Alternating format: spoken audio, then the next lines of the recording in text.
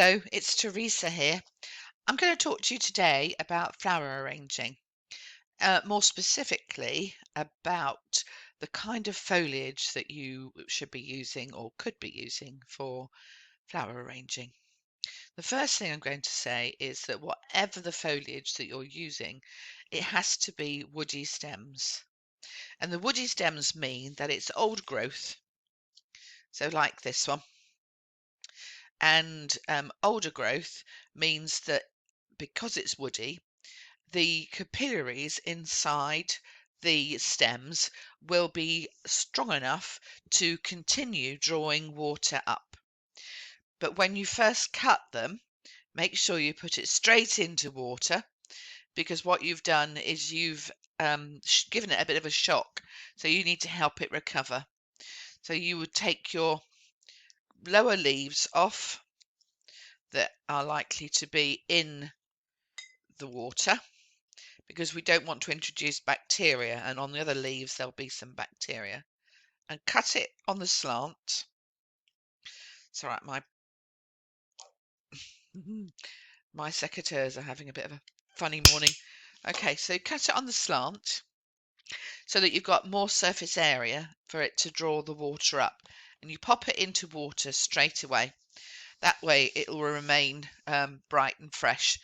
And it's important also to make sure that you pick them when they're turgid. Turgid means fallen with water, and that means that it's got enough water in it to maintain its integrity when it's in your flower arrangement. Now, I've got some more things that I want to recommend you there. Oh, back to the first one. Yep, sorry. This is gristilina. It's got lovely big flat leaves that are very shiny and a kind of spring green.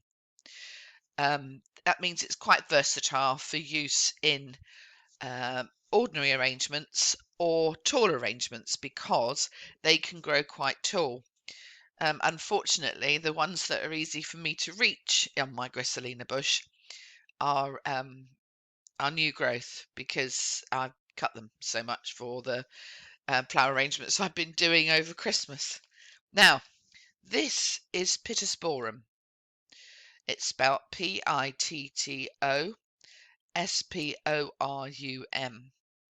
and it's known in my flower arranging circles as the flower arranger's best friend. The leaves are particularly interesting because they have a frilly part to it, so a little bit like oak leaves, or just got a different texture and colour to them. And they have, if you can see in there, frequently they have flowers and berries and other kinds of little fellows like that on there. It means that when you're making a flower arrangement, you can incorporate other natural materials as well as just the foliage itself. Now, ivy, which is anywhere and everywhere, is a really, really versatile piece of foliage. As you can see, the stem is very woody, and it's got those little bits that mean that it's starting to cling on to a wall or a fence. And some of the leaves are very small, which you can see here, quite small. And some of them are really big, and the big ones can be used on their own. So you can see that's quite a big one. You can be using that on its own, so you might just cut a bit there, and it could be used to fill in quite a bit of your arrangement. And then the ones in the middle are quite tiny. Now, they'd be really good for a miniature. So if you were going to be doing a miniature arrangement, ivy is actually quite a good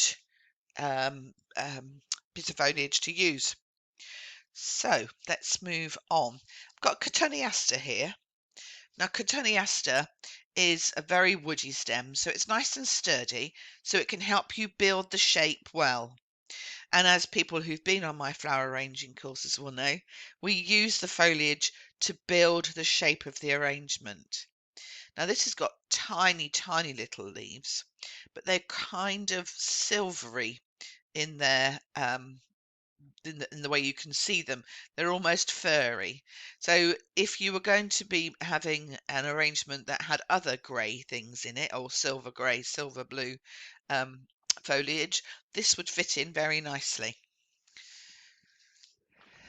Now I've got some lavender here. Now it's a bit, you can see it's on its last legs really, isn't it? But it also has that lovely silvery, dusky grey hue that if you're putting it into an arrangement, lifts the foliage materials because it's slightly different in its consistency, in its smell, because it smells very beautifully of lavender, and certainly in its colouring. So I might look to find some other things that are grey for my arrangement, because that would mean that it would complement it nicely.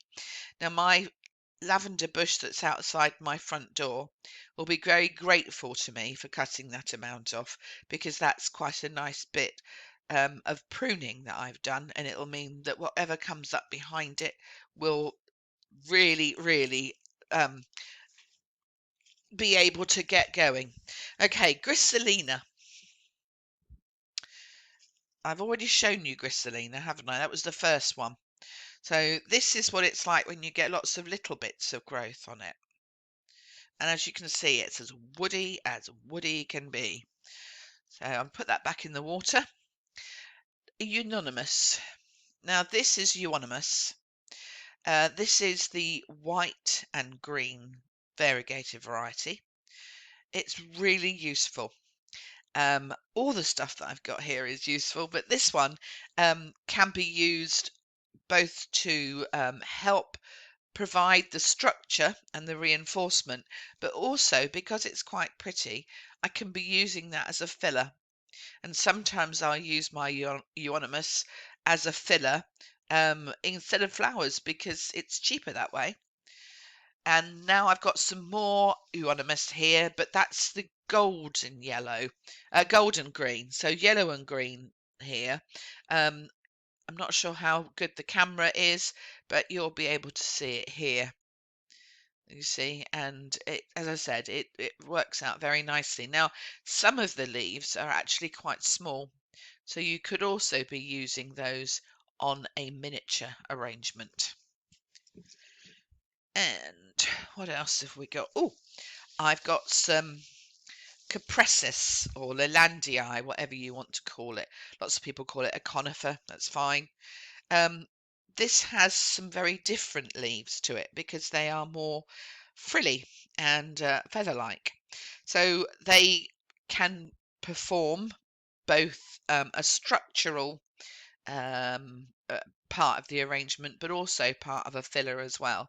And because all of the rest of the foliage that I've shown you is quite solid, this is quite nice to lift it. And obviously I used it one heck of a lot at Christmas. Talking about Christmas, I have some cedar here. And yes, it is left over from Christmas in a bucket I've got outside my back door. Because it's not been very warm and it's had plenty of water, it's managed to keep going. I love the fact that it's so springy, and it's got those bits on it here that are, if you can see, quite spiky, and yet really very versatile in creating the shape or the design of the arrangement that you want. And if you see it, because it's a bit silvery, it'll look really good with the lavender. So that'll be nice to carry that through. I've also got some laurel. Now I've got a lovely big laurel bush in my front garden, and this has got the woody stem, so that's quite good. You'll see that this bit up here, the very new bit here, is new growth. So I may have to cut that bit out, otherwise it might wilt too quickly.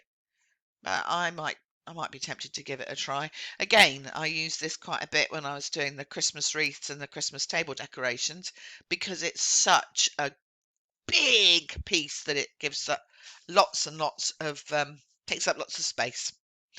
Anyway, happy foraging.